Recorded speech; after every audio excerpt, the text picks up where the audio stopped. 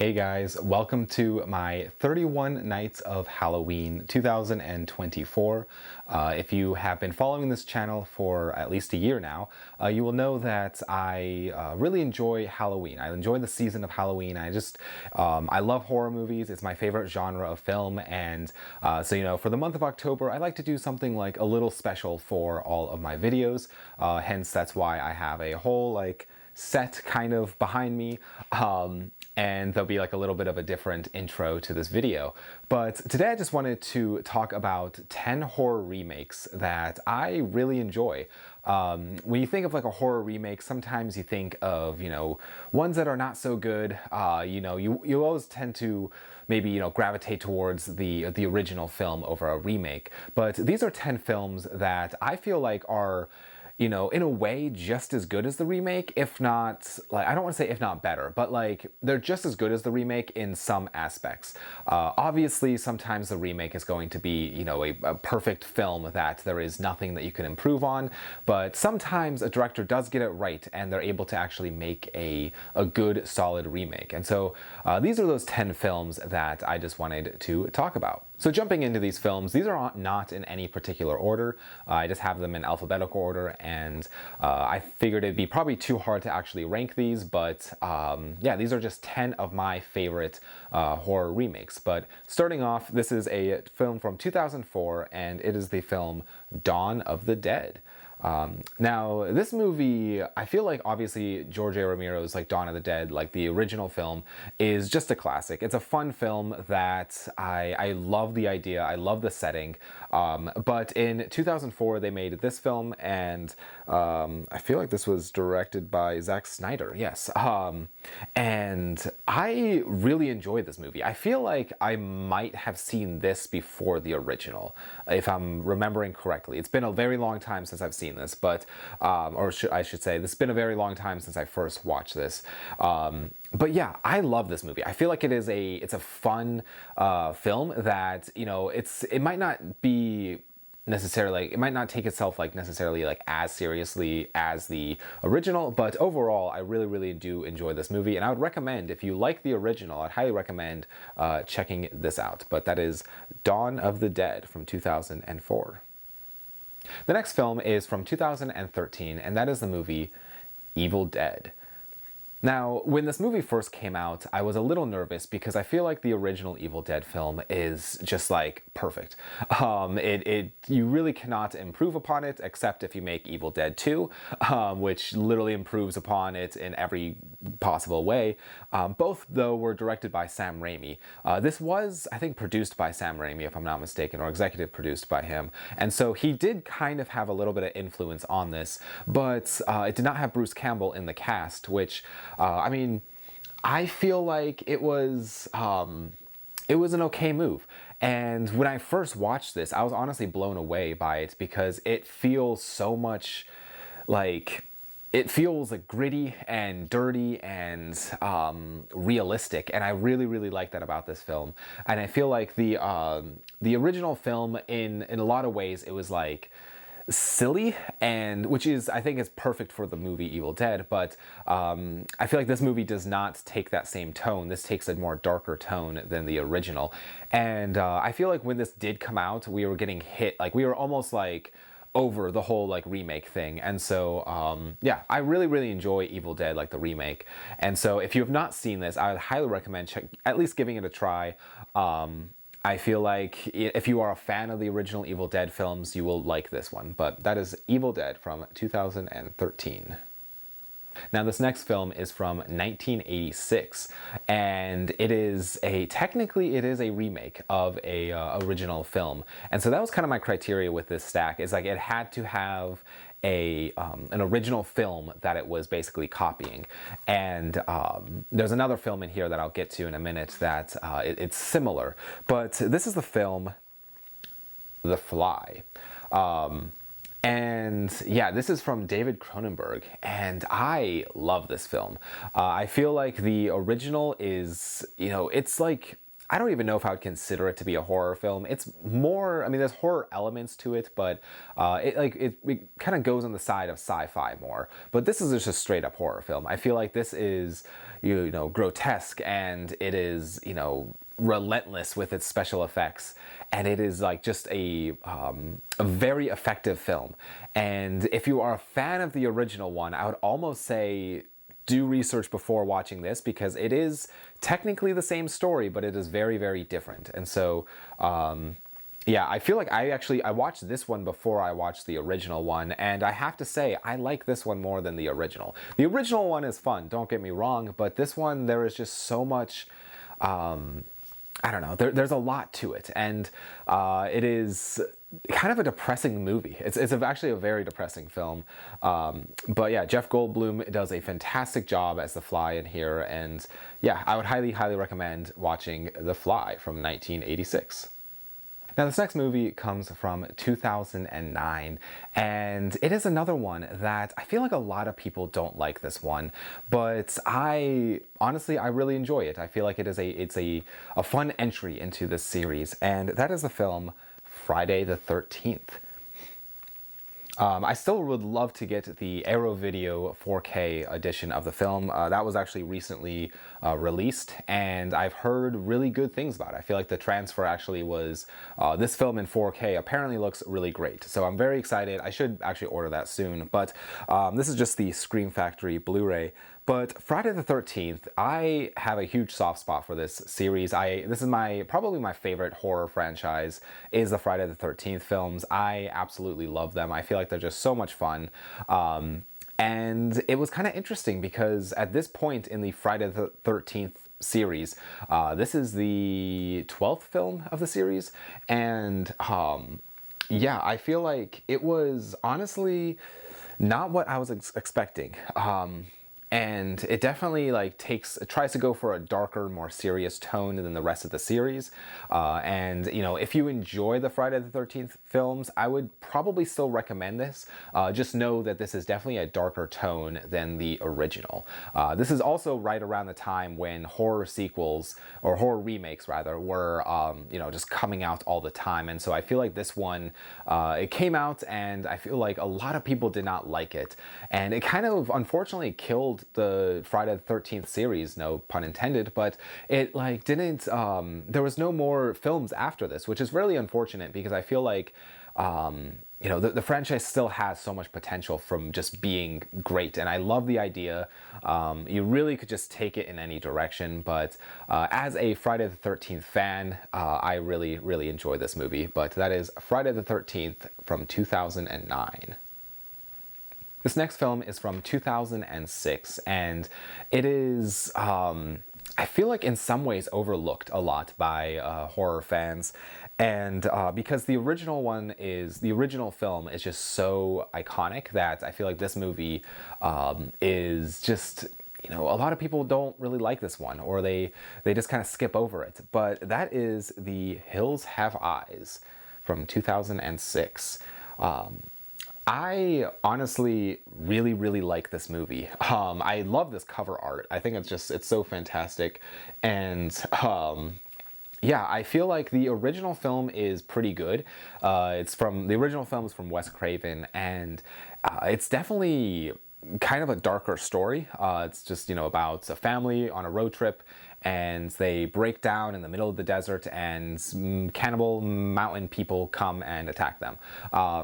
But this movie kind of turns it up to 11, where it's just, I would say it's more violent, more gritty, and I really enjoy it. I feel like it's just it's an interesting film when you compare the two, from the original to the remake. And I would say, honestly, I would recommend, if you are a fan of the original, you know, there's probably some good things in here that you would enjoy. I mean, it's the same basic story, but I do think that it is a little bit more, you know, gruesome, I guess, than the original. But that is The Hills Have Eyes from 2006. This next film also comes from 2009, and this is another one that I feel like a lot of people don't talk about. I feel like when it came out, it was, you know, a lot of people went to theaters, but since then, I don't really hear a lot of people talking about this one. And this is a film that I personally really enjoy. I love this one and the original one. But that is the film My Bloody Valentine. This is from 2009. And the interesting thing about this, it was shot in 3D, and so you have the 3D and the 2D options on this film. And it's kind of like, you know, in 2009 when 3D was just like at its height, and like people, it was like a whole like gimmick that people really loved. But yeah, I remember really enjoying this. I feel like it was also, it kind of goes along with the same thing of the other films, where you know, maybe that first movie was more like about the atmosphere and more you know, it slowly built tension, and but this one, it just kind of is more gruesome, maybe a little bit more violent, and so it's similar to like The Hills Have Eyes or Friday the 13th, where you know, it might just be more a little bit more gruesome than the original one. But I would say, yeah, if you enjoy the original My Bloody Valentine, I would highly recommend this one. This next film is technically an American remake of a Japanese film. This movie is from 2003, and honestly, this is the movie that got me into horror. I've watched this, you know, years and years ago for the first time. I was able to, this is when libraries still carried VHS tapes, and so I rented the VHS tape from the library. At the time I was able to, because this is actually a PG-13 rated film, and so you know, I didn't need to get like a parent basically to check out a film, because if it's rated R, a parent has to check it out. But so this film is kind of holds a special spot for me, where it just kind of is one of those films that was like a gateway film into horror, and that is the film The Ring. And so, like I said, this was probably the first horror film I ever actually watched. It was either this or Alien. I can't really remember which one it was, but this was the first one that I like sought out for myself. And it was, I remember just being kind of just blown away by it when I first saw it. I thought it was just like the coolest thing ever. And so, you know, for I've seen the original Japanese film, but I mean, it is all in Japanese, and so it's also been many years since I've seen that film, but I need to revisit that one. However, this one I'm going to be recommending just as a gateway film. So, you know, if you are a big horror fan, you've probably already seen this, but if you are wanting to get into horror, I would probably recommend checking this film out, simply just because it's, you know, is a nice film. It's not like horribly scary, and it has some creepy like visuals. But this is a film that got me into horror, and I absolutely love it for that. And so it might not necessarily be like a great like horror remake recommendation for people, but for me, I really like this film simply because it was like one of the first films that or one of the first horror films that I ever saw. But that is the film The Ring. This next film comes from 2018, so I think it's the newest movie on this list, and I was actually very lucky to see this in a art house theater when it came out with, you know, I think it was like 10 or 15 other people, and I am very happy that I did, simply because it is just, it was such a fun theater experience. And this is another film that when it came out, I feel like there was a lot of, you know, question on if it was going to be good or not, simply because the original film is just so perfect that you know, I don't know if you could really, you know, top it. And so this is the film Suspiria. And I believe I've talked about this on this channel before, but this is a movie that I absolutely love. I love this, but I also love the original one as well.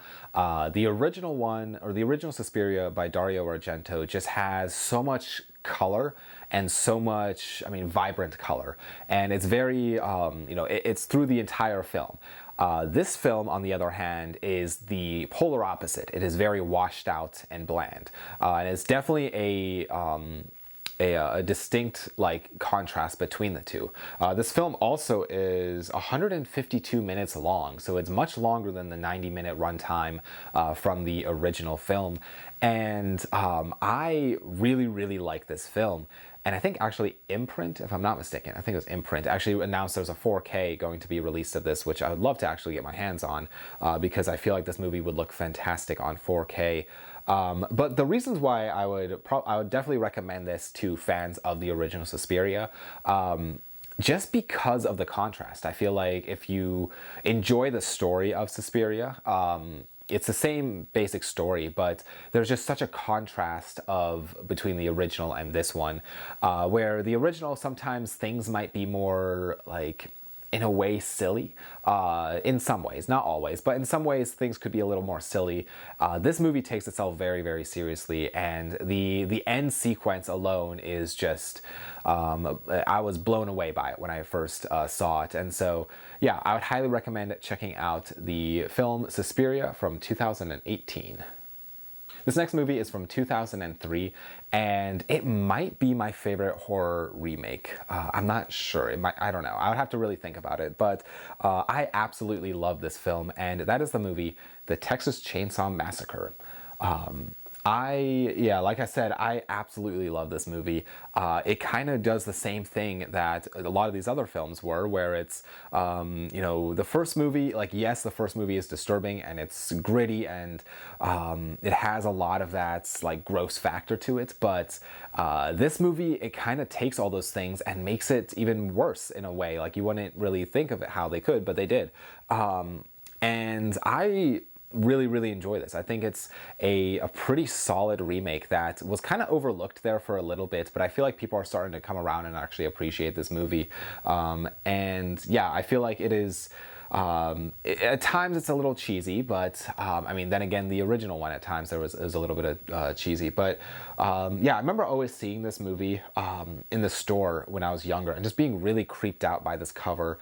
And so, I mean, it also has, the metal plate that came with it on the cover, which is, it's like a little bit like embossed, which I absolutely love. But yeah, this is just a fun film. If you have not seen this and you are a fan of the original Texas Chainsaw Massacre films, I would highly, highly, highly recommend checking this out, because it is just a lot of fun, and I really, really enjoy this. But that is the Texas Chainsaw Massacre from 2003. And the last film I want to talk about on this list came out in 1982, and that is the film The Thing by John Carpenter. And some people might think that this was the original. However, this is technically a remake. There was the film A Thing from Another World, which was a black and white, probably I would say, it like bordered again more on the sci-fi, kind of like The Fly, kind of went on more on the sci-fi end of things than the horror side. There were definitely still horror elements, but yeah, it was pretty cheesy. The original film is actually pretty cheesy, but it's also a lot of fun. If you've not seen that, if you're a fan of this, and this is kind of backwards, but if you're a fan of this and you've not seen that, the original film, I believe from the 60s, The Thing from Another World, I would highly recommend checking out the original. But John Carpenter's The Thing, I feel like I can't really even say anything about this movie that hasn't been said already. This is a huge, huge movie that a lot of people know about. If you are a fan of horror, this is probably in your top 100 at least. And it is, it might honestly be in the top 100 greatest horror films ever made. It is very, very good. It's very effective. I love this movie. It is so fun.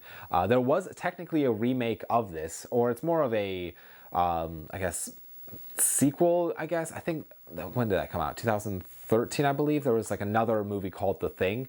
But in regards to the best remake out of all of these, I would say probably the Thing. I know technically speaking, some people might say this was inspired by The Thing from Another World, but I consider it to be a remake. The practical effects in this is just absolutely fantastic, especially for its time. And it just, I don't know, it's a movie that you just have to see. And it is just one of those just fantastic, great films. But that is the movie The Thing. So those are all of my 10 recommendations for horror remakes. I am curious to hear you guys' thoughts in the comments. Did I leave out any of your favorite remakes? Are some of my like the films that I talked about, are they overrated? I am curious. Do you guys like these? Do you not like them? Please leave a comment down below with all of those things. And thank you for watching this video. I am very excited because there are several other videos that I am excited to make this month. And I just, I'm very excited because October is probably my favorite month of the year. And so I also will be watching 31 horror films throughout the entire month. And if you guys want to hear my thoughts on those, please join me on live streams or watch those as they get posted online. I do live streams on Sunday evenings. So I will be talking about all of those films there. And if you are curious which films I am watching during the 31 nights of Halloween, I have a video of me picking them out within my collection, or I have a post on Instagram, which is what I will be watching. And so, yeah, if you're curious on that. But thank you guys again so much for watching. I hope everybody out there has a great beginning to October. I hope you are all able to watch some fantastic horror films if that's your thing. But yeah, I will see you guys all in the next video. Thank you for watching. Bye.